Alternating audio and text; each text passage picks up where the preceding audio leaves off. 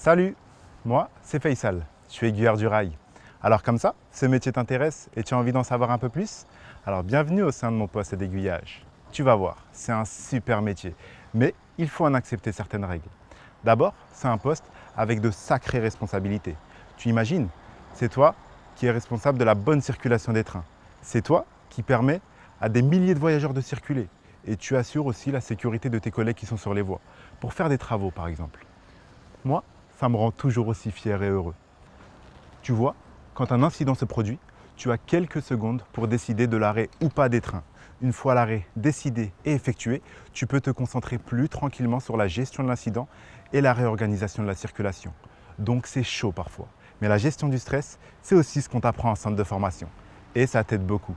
Donc si tu aimes un peu les poussées d'adrénaline, tu es servi. Viens, je vais te montrer le poste à levier.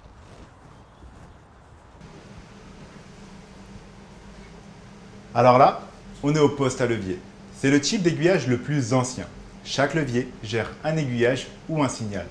Salut Dougie, Salut Face. ça va? Ouais, ça va et Ça toi? s'est bien passé la matinée? Oui, nickel. Tiens, dis-moi, qu'est-ce que tu as d'affiché sur ton écran d'ordinateur? Bah tiens, sur mon écran d'ordinateur, j'ai mon planning de circulation de la journée. Donc j'ai leur origine, leur numéro pour les différencier, ainsi que leurs horaires d'arrivée et de départ, et leur destination surtout pour les envoyer au bon endroit. D'accord, donc dès que tu vois un train d'affiché, tu manœuvres tes aiguilles et tu ouvres ton signal. Exactement. Ok, super. Et juste derrière, vous pouvez regarder sur le panneau qui est juste au-dessus des voies. Enfin, pas des voies, des leviers.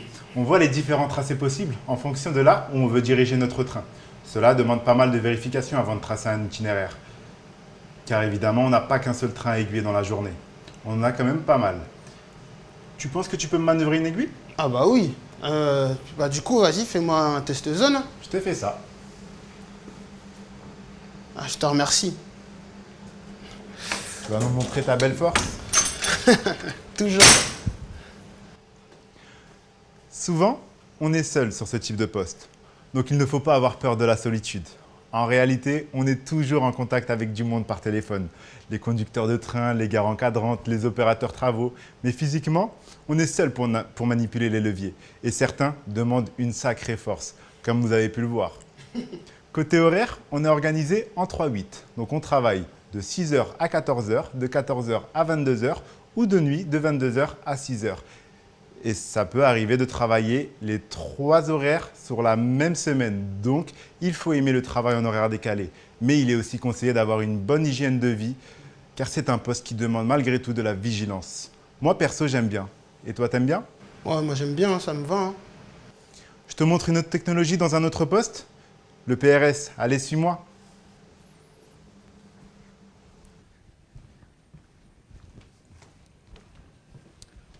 Alors là, on est dans un poste d'aiguillage plus moderne que le poste à levier.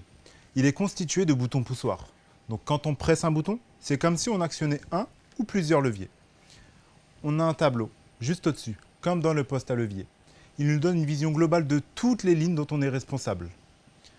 Et là, tu vois, sur ces boutons, il y a des dispositifs de sécurité qui ont été installés. On les installe par exemple quand il y a des travaux sur les voies. C'est un rappel pour nous qu'il ne faut surtout pas utiliser ces parties de voie. Donc quand c'est rouge, on ne touche pas. Ici, donc tu peux regarder, c'est un poste intermédiaire entre le PRS et les leviers. Je te présente Arnaud. Salut Faisal. Salut, ça va? Ouais, ça va et toi? Tranquillement, ça se passe bien? Ouais, super. Tu peux nous présenter un peu les leviers? Ouais, bien sûr. Donc ici, on est sur le poste à levier miniaturisé d'Hermont, qui contrôle la gare d'Hermont-Aubonne.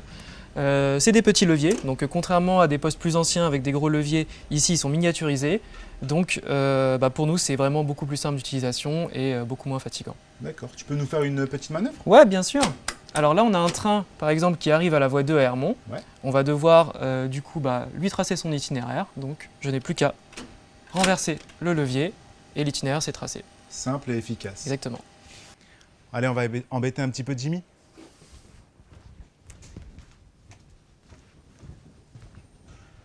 Salut Jimmy, Salut Faisal. ça va? Ça va, Tranquillement? ça se passe bien. Alors ici, on est deux.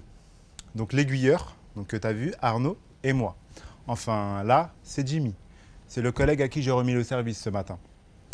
La remise de service, c'est hyper important. Quand on prend le service, il y a une transmission de responsabilité donc entre celui qui cesse et celui qui reprend. Celui qui reprend doit être au courant de tout ce qui s'est passé, des incidents qui ont eu lieu et de ce qui a été mis en place pour assurer la sécurité des personnes et la continuité des circulations. Viens voir par là. Regarde cette vue. J'aime bien, moi, voir les trains passer. Je trouve ça hyper concret par rapport à notre métier. Ça te dit d'aller voir le poste le plus informatisé des trois? Tu vas y rencontrer Warda. Tu vas voir, elle est hyper cool. Allez, suis-moi. Salut, Faisal m'a prévenu de ta visite. Moi, c'est Warda, je suis aiguilleur du rail et régulatrice. J'ai commencé le métier d'aiguilleur du rail à 19 ans. Autant te dire qu'accéder à un métier avec de telles responsabilités, ça fait grandir, mais j'ai adoré. Il faut savoir que tu ne te retrouves pas tout seul en poste. Tu es formé en amont par SNCF Réseau et tu as un responsable formation qui t'accompagne. On retrouve une deuxième famille en réalité. Allez, viens, je vais te montrer mon poste d'aiguillage. Alors ici, on est dans un poste d'aiguillage informatisé, l'un des plus récents. Bonjour Caroline. Bonjour. Bonjour Fabien. Bonjour.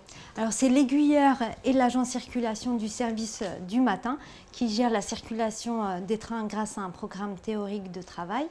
Faisal t'a parlé de l'importance de la transmission d'informations entre agents à la prise de service. Il faut savoir aussi qu'il y a d'autres moments importants dans notre journée de travail. Le dégarage par exemple et l'heure de pointe. Alors le dégarage, en quoi ça consiste? Ça consiste à sortir les trains des voies de garage, c'est l'équivalent d'un parking pour les voitures, pour qu'ils puissent commencer le programme de leur journée. Et l'heure de pointe, il y en a deux dans la journée, celle du matin de 7h à 9h et celle du soir de 16h à 19h. Pendant ces heures de pointe, il faut être à 100% de sa forme, être vigilant, il faut être très actif en cas de situation perturbée, de dérangement, d'incident. Il faut pouvoir être en capacité d'appliquer les procédures demandées. Et après ces temps forts de la journée, on a des moments un peu plus calmes. Donc ces moments plus calmes, on les utilise à réviser les procédures de sécurité qu'on doit appliquer, à échanger avec nos collègues sur les différents incidents qu'ils ont pu avoir sur leurs services précédents. Et aussi, ça nous permet de réviser, comme le fait Caroline, si on doit passer des examens en interne pour évoluer dans l'entreprise. Donc ces temps calmes, il faut quand même rester vigilant parce qu'un incident peut vite arriver. Donc c'est ce que j'aime dans mon travail, c'est qu'il n'y a pas de routine. Et c'est valorisant parce qu'on fait circuler des trains, on fait voyager des milliers de clients par jour et les horaires décalés, moi ça me va très bien pour ma vie de famille. J'ai plus de temps pour mes enfants. Donc c'est un métier que j'adore. J'espère qu'avec Faisal, on t'a permis de découvrir notre univers et notre métier et qu'on a pu également répondre à tes questions. Bonne continuation en tout cas, j'espère à très bientôt en réel.